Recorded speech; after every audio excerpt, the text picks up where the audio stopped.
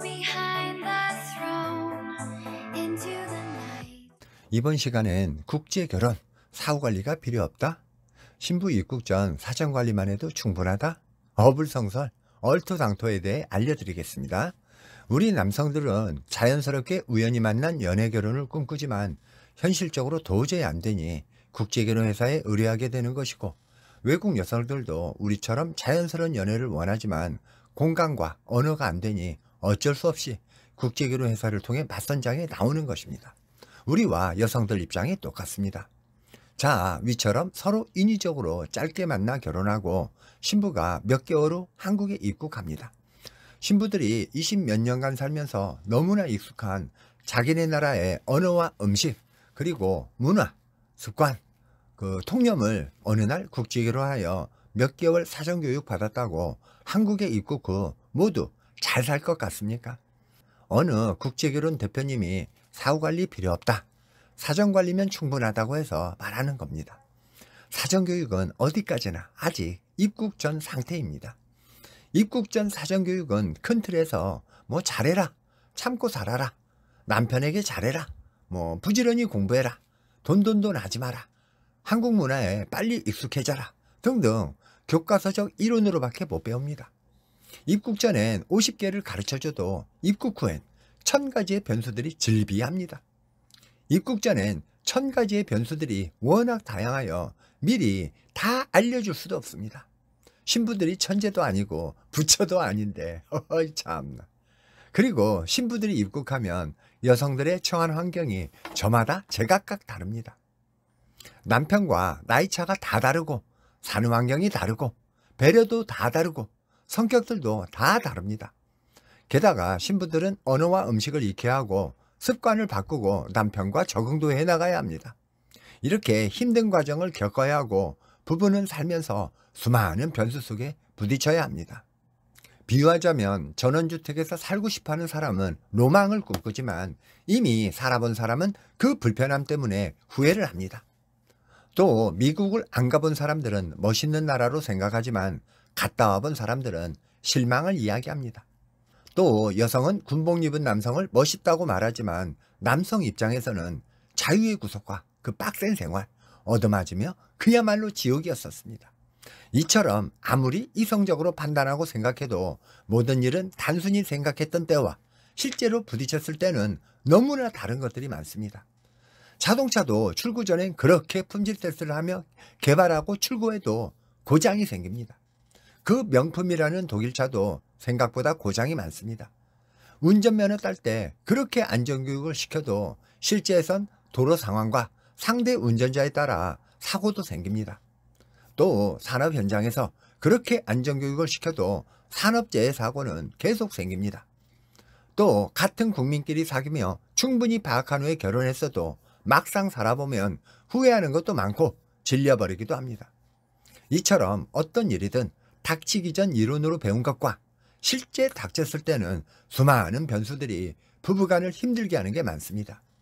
그리고 국제결혼은 우리보다 교육 수준이 낮고 환경도 낮고 모든 면에서 뒤떨어진 후진국 서민층 여성들이 많이 하는데, 그 여성들에게 몇 개월 교육시켰다고 45살쯤에 그 선진국 한국 남성들 입맛에 착착 맞게 이쁘게 알뜰하게 다 살아주는 게 아닙니다.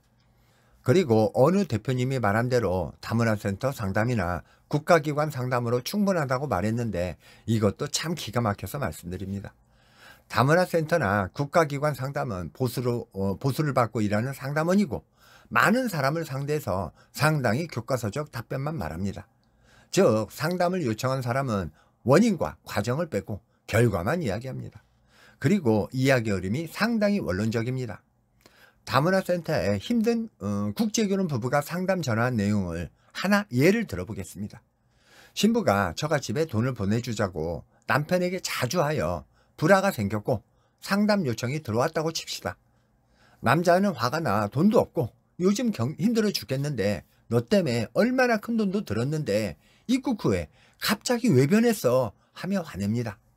그러면 신부는 이유 여하를 막론하고 남편이 돈을 못 주고 화를 내니 남편에게 밥을 안 해주고 부부관계도 거부하고 남편 취급을 안 해줘 두 부부는 극한 상황까지 옵니다. 이 내용을 다문화센터에서 상담하면 대답은 다음과 같습니다. 남편이 가난한 거 모르고 했나요? 그럼 당신도 직접 벌어서 처갓집을 도와주면 되잖아요. 그리고 남편에게는 다른 데서 아껴서 처갓집에 좀 도와주면 안 되겠습니까? 이렇게 말할 뿐 더 이상 슬기로운 답변이 안 나옵니다.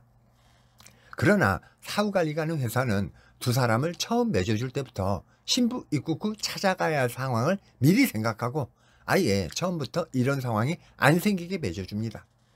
즉 처갓집을 도움 못 줄 힘든 남성에겐 생활력이 강하고 고생하여 겸손한 여성을 맺어주면 이런 문제 안 생깁니다. 또 맞선 때 신부 속마음을 요리조리 떠보아 미리 잘라버립니다.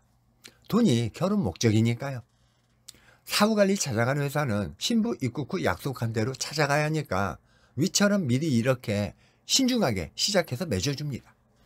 또 입국 전 사정관리 과정에서 각각 부부들의 상황이 모두 다 다르니까 상황마다 제14년차 베트남 아내가 개별 면담으로 설득하고 동기부여하는 방법이 또 많이 있습니다.